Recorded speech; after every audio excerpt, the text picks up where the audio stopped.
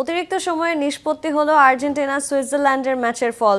10 জনের দলের বিপক্ষে খেলেই সেমিতে মেসির দল উঠেছে।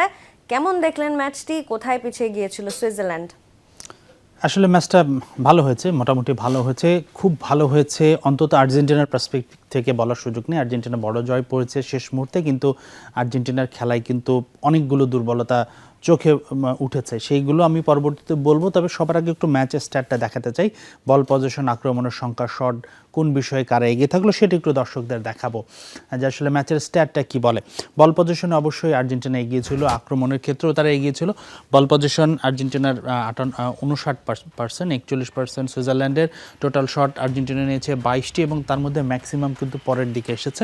11টি শট নিয়েছে সুইজারল্যান্ড। পাসের ক্ষেত্রেও অনেক আধিপত্য আর্জেন্টিনার, সেটা স্বভাবতই থাকবে। 692টা পাস দিয়েছে তারা এবং 474টা পাস দিয়েছে সুইজারল্যান্ড, এবং টোটাল ট্যাকেল 17টা এবং 12টা দুই দলের ক্ষেত্রে।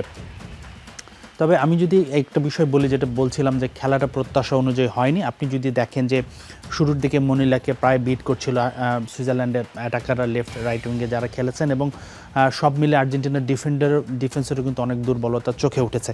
যাই হোক, এখন আমরা একটু রেটিং দেখাই। লিওনেল মেসির রেটিংটাই দেখাতে চাই। মেসি এই ম্যাচে গোল পাননি। বিশ্বকাপে, এবারের বিশ্বকাপের প্রথম ম্যাচ, তিনি গোল পেলেন না। তবে তারপরেও তিনি হাইয়েস্ট রেটেড ফুটবলার। কেন তিনি হাইয়েস্ট রেটেড তারপরও সেটা একটু দেখাতে চাই।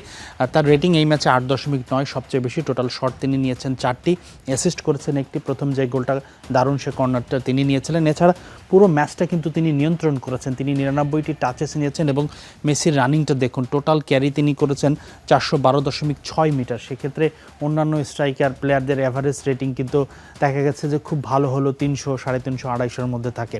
সে জায়গায় মেসি একদম একজন মিডফিল্ডার বা একজন রাইট ব্যাক, লেফট ব্যাক যেভাবে দৌড়ে থাকেন, স্পেস কাভার করে থাকেন, সেটি করেছে। এবং পুরো দলের একটু রেটিং যদি দেখাতে চাই, বাকি ফুটবলাররা, দর্শকরা নিশ্চয়ই এতক্ষণে জেনে গেছেন, বা যারা জানেন না তাদেরকে জানাই, এই ম্যাচে অফিসিয়ালি ম্যাচ সেরা হয়েছেন কিন্তু হুলিয়ান আলভারেস, যেহেতু তার গোলটা খুব ডিসাইডিং ছিল এবং তার গোলটা ইম্পর্টেন্ট ছিল। কিন্তু হুলিয়ান আলভারেসের রেটিং কিন্তু মেসির চেয়ে কম।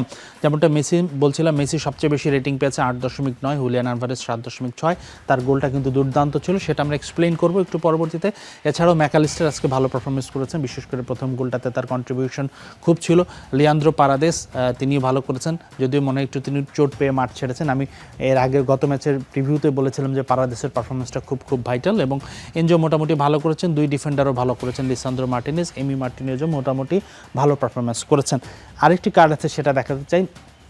নর্মালি রেটিংয়ে আমরা একটাই কার্ড দেখে থাকি, কিন্তু যারা সাবস্টিটিউট হিসেবে নেমেছেন সেই জায়গাটাও কিন্তু ইম্পর্টেন্ট।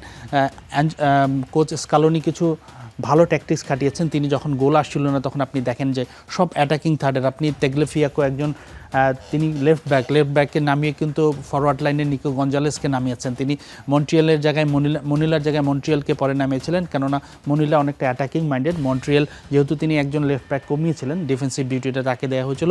লাউথারো মার্টিনেজ, ডিপলের জায়গায় মার্টিনেজ একজন স্ট্রাইকার। থিয়াগো আলমাডা এনজো ফার্নান্দেজের জায়গায় নেমেছিলেন, ওটামেন্ডি নেমেছিলেন এর জায়গায়, এবং আপনি যদি দেখেন পারাদেসের জায়গায় ম্যানুয়েল লোপেসকেও নামানো হয়েছিল। তো সাবস্টিটিউশনটা খুব ইম্পর্টেন্ট ছিল স্কালোনির। আমার কাছে মনে হয় এই ম্যাচ সেরা স্কালোনিকেও দেওয়া যেতে পারে, আপনি যদি সেই হিসেবে দেখেন। তার ট্যাকটিক্সটা খুব ভালো ছিল, বিশেষ করে অল আউট অ্যাটাকে যখন শেষের দিকে যাওয়ার প্রয়োজন ছিল, সেই সময় তিনি গিয়েছেন। তো ওভারঅল আমার কাছে মনে হচ্ছে আর্জেন্টিনা ডিজার্ভিং টিম হিসেবেই জিতেছে। তারা ফেভারিটই হয়তো ছিল এই ম্যাচে, কিন্তু আর্জেন্টিনার খেলায় আরও অনেক কিছু উন্নতির সুযোগ আছে, বিশেষ করে তাদের ডিফেন্স এবং মাঝমাঠের নিয়ন্ত্রণ কিন্তু আজকে হরহামেশাই ছিল না।